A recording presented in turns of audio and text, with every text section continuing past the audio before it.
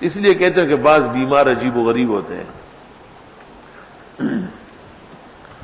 شیخ عبد القادر جیلانی رحمۃ اللہ علیہ نے لکھا ہے نا، اپنے دیوان میں حضرت نے لکھا ہے، اور ایک ان کی کتاب ہے مرآت الحقیقت، بہت اچھی کتاب ہے۔ حضرت کی ایک کتاب کا نام ہے فوائد الشریعہ، فارسی میں بھی دیوان ہے اور عربی کا علیحدہ دیوان ہے، فارسی اور عربی دونوں کے غضب کے شاعر ہیں۔ تو حضرت نے دیوان میں لکھا ہے کہ میں ایک ایسے شخص سے ملنے گیا جس کی عمر 200 سال سے اوپر تھی، بیمار تھے، علاج کے لیے، دعا کے لیے۔